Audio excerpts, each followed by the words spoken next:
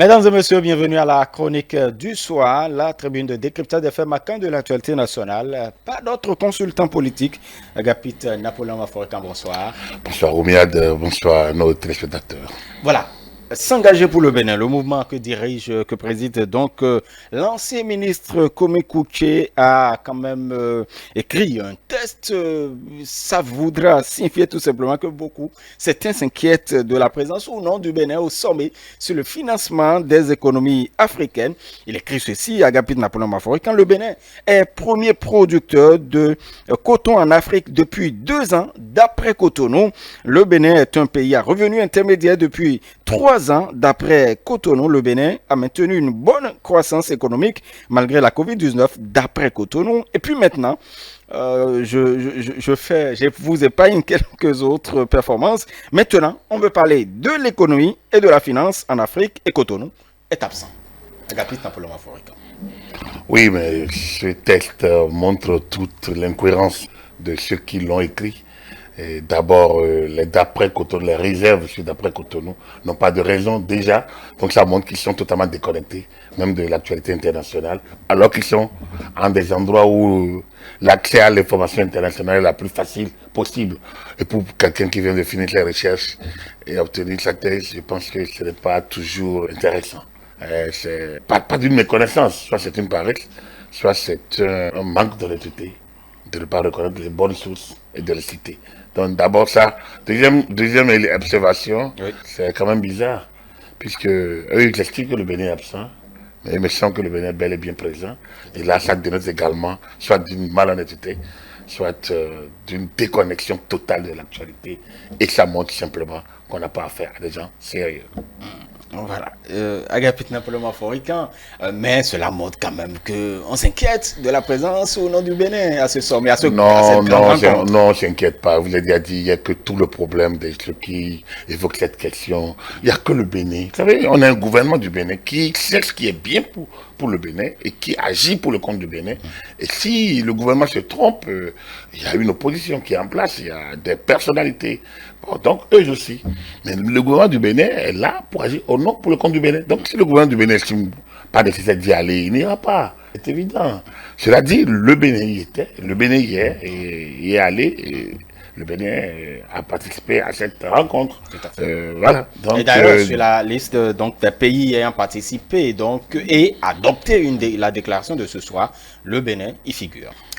Mais tant mieux, ça montre que les gens sont déconnectés, ils passent à côté, mais bon, comme ça, apparemment ils ont leur monde, ils ont leur réalité, ils baignent dans leur propre monde, ils sont heureux d'y être, un peu comme Candide dans Voltaire, où tout est mieux dans leur monde, de manière, la vie est belle, alors ils racontent ce qu'ils ont envie de raconter, et voilà, il y en a qui les écoutent, et puis voilà, et tout flatteur vivant au dépend de celui qui l'écoute, mais ça, tout est bien dans leur monde, voilà. Avant l'ouverture de ce sommet, on a quand même écouté hier, l'ancien Premier ministre du Bénin, Lionel Zinsou, sur le taux de croissance du Bénin sur l'économie béninoise.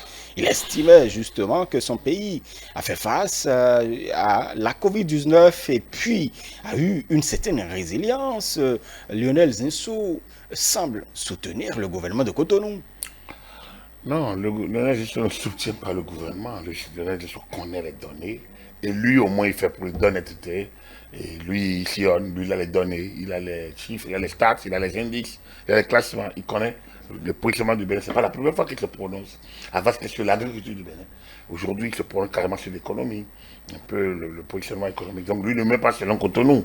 Lui, il a fait des informations, il connaît.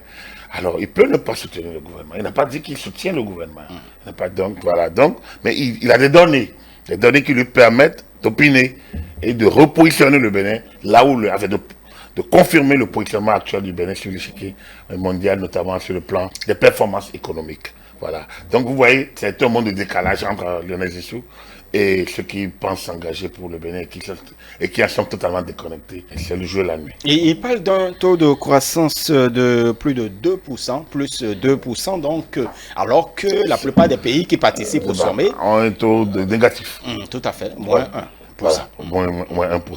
Oui, c'est ça. C'est-à-dire que ces choses sont visibles, ces choses sont impactantes, ces choses sont perceptibles, visibles et frappent à l'œil pour qu'on puisse dire autre chose. Le Bénin s'est bien comporté durant Covid-19. On l'a dit, on l'a redit, parce qu'on l'a vécu.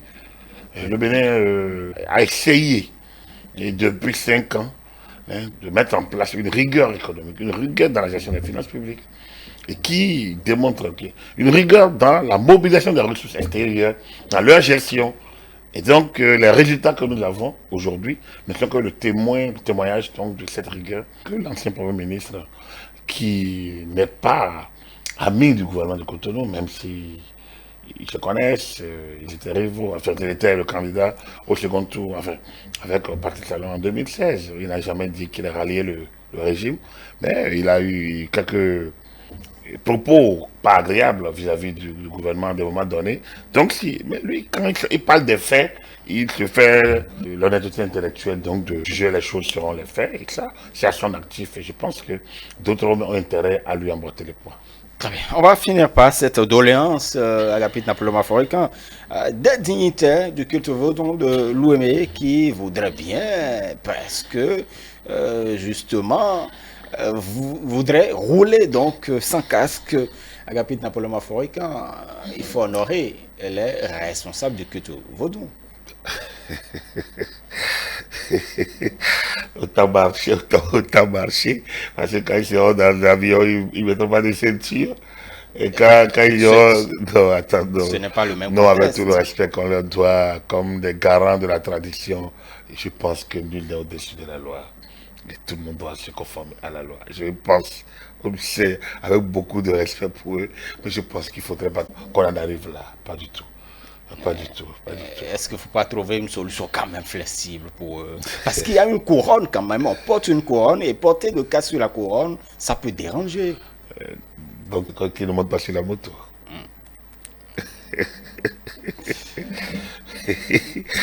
donc ils ne montent pas sur la moto.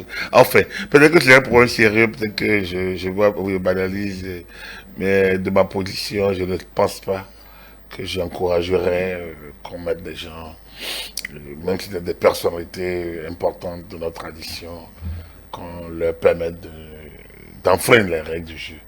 Bon, maintenant, le gouvernement est seul à prendre cette décision. Ou bien la municipalité, je ne sais pas de quelle hauteur découle, mais en tout cas, c'est la police républicaine qui contrôle. J'ose espérer que, bon, elle avisera de la manière la plus conséquente. Donc, mais bon, c'est mon avis personnel.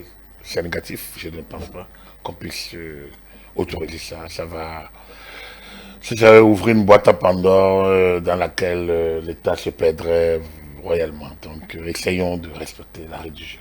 Très bien. Merci beaucoup à vous, Agapit Napoléon Mafoikan. Vous êtes notre consultant politique à ETélé, consultant médias et communication. Mesdames et messieurs, merci d'avoir suivi donc votre chronique.